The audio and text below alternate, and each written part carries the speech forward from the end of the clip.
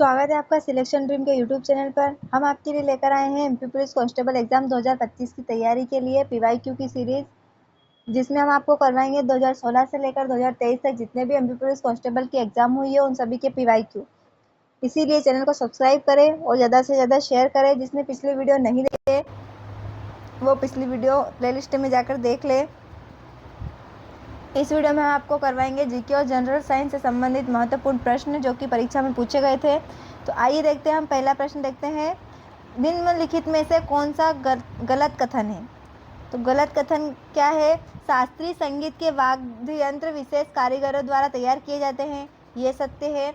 लोक संगीत के वाद्य यंत्र आमतौर पर स्वयं संगीतकारों द्वारा तैयार किए जाते हैं, ये भी सत्य है। जबकि लोक संगीत एक संगीत अकादमी के अनौपचारिक प्रशिक्षण द्वारा सिखाया जाता है, यह गलत है, जो कि हमारा आंसर है। और डी दिया हुआ है, लोक संगीत शादियों और त्योहारों का एक अनिवार्य घटक है, तो सी हमारा आंसर हो जाएगा। अगला प्रश्न है, भारत सरकार द्वारा प्रधानमंत्री उज्ज्वला योजना की शुरुआत किस वर्ष की गई थी? उज्ज्वला योजना की शुरुआत की गई थी 2016 में। अगला प्रश्न है, गांधी जी को 1908 में अहिंसक आंदोलन आयोजित करने के लिए जेल की सजा सुनाई गई थी, लेकिन निम्नलिखित में से किस व्यक्ति से मिलने के बाद उन्हें रिहा कर दिया गया था? तो किससे मिलने के बाद? General stumps.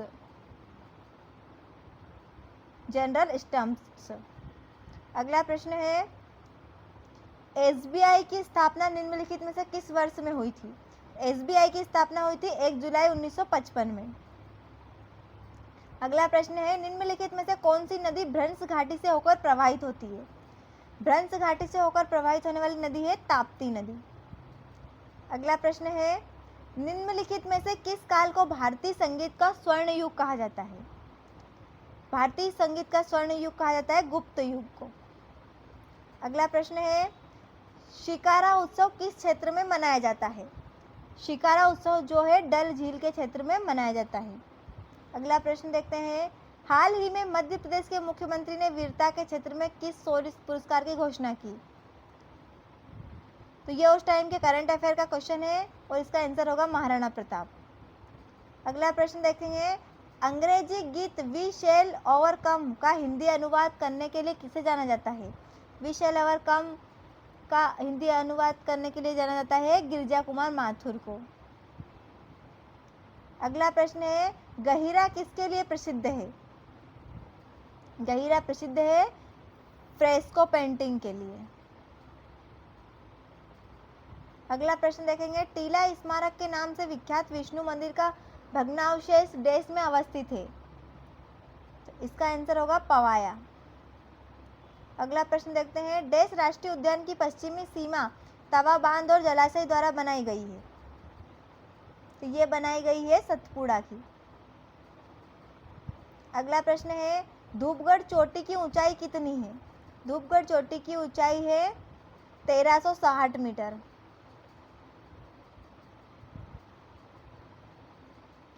अगला प्रश्न है, राजा भोज हवाई अड्डा है देश में? तो राजा भोज हवाई अड्डा भोपाल में है। अगला प्रश्न देखते हैं, मध्य प्रदेश लघु वनोपज सहकारी समिति की स्थापना निम्नलिखित में से किस वर्ष हुई थी? तो ये हुई थी सन 1984 में।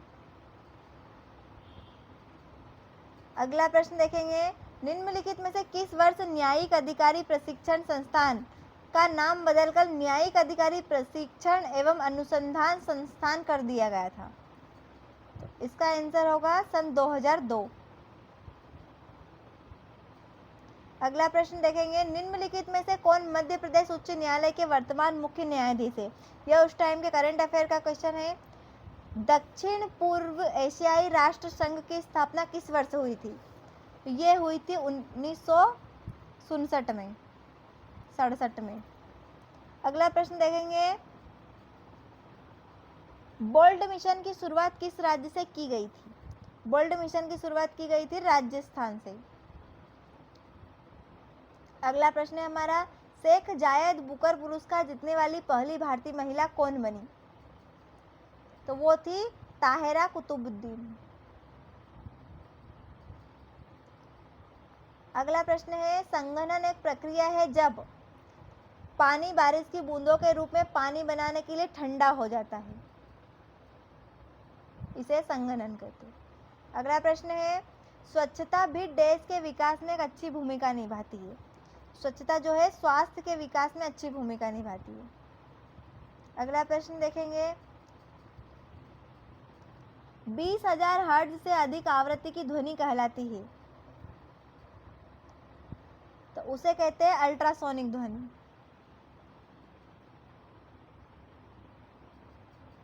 अगला प्रश्न है, निम्नलिखित में से किसमें संवहनी बंडल नहीं होते? संवहनी बंडल नहीं होते हैं शैवाल में, जबकि पाइन्स, देवदार और प्राथमिकी में होते हैं। अगला प्रश्न है, निम्नलिखित में से कौन सा वह तरीका नहीं है जिसमें हम कागज का पुनः उपयोग कर सकते हैं? तो इसका आंसर होगा, हम छोटे काम के लिए अधिक कागज का उपयोग कर सकते हैं। ये हमारा आंसर है। अगला प्रश्न देखेंगे,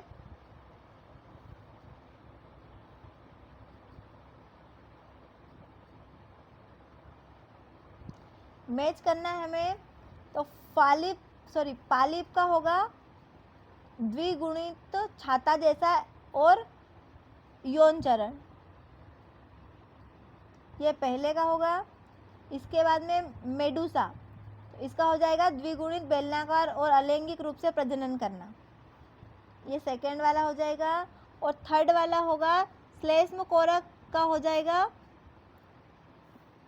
चिपकने वाली कोशिका, तो हमारा आंसर हो जाएगा सी।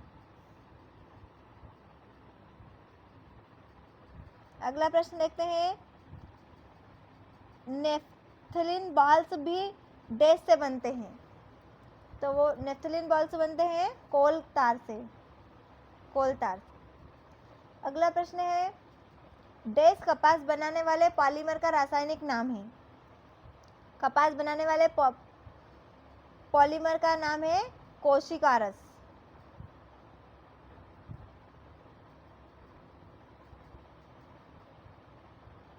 अगला प्रश्न देखेंगे, एच आकार की कोशिकाएं जो उत्सर्जन करती है कहाँ पाई जाती है? ये पाई जाती है नेमाटोडा में। अगला प्रश्न देखते हैं, कोका कोला का पीएच मान डैश है, तो इसका पीएच मान है 3.5।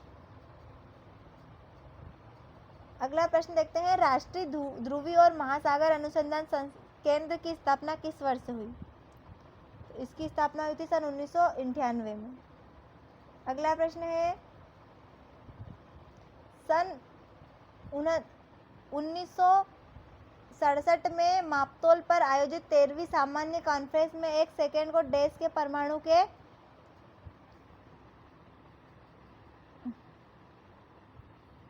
कंपनों में लगने वाले समय के रूप में परिभाषित किया गया, तो इसका आंसर होगा सीजियम 133।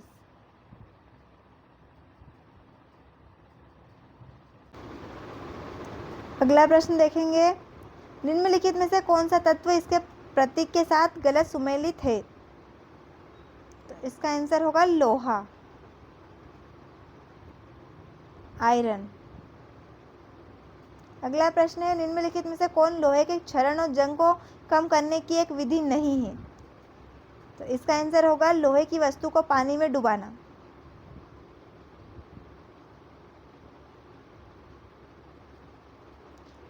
इस सेट का लास्ट क्वेश्चन है, निम्नलिखित में से कौन सा पुरस्कार भारत सरकार द्वारा शहरों और गांवों को स्वच्छता के लिए दिया जाता है? तो इसका आंसर होगा निर्मल पुरस्कार।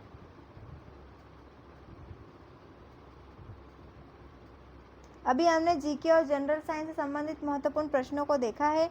ऐसे ही प्रश्नों को देखने के लिए चैनल को सब्सक्राइब करें और ज़्यादा से ज़्यादा शेयर करें। नेक्स्ट वीडियो में हम आपके लिए लेकर आएंगे अगले सेट के 35 महत्वपूर्ण प्रश्न जो कि एग्ज़ाम में पूछे गए थे। इसीलिए चैनल पर बने रहें। मिलते हैं अगले वीडियो में। धन्यवाद।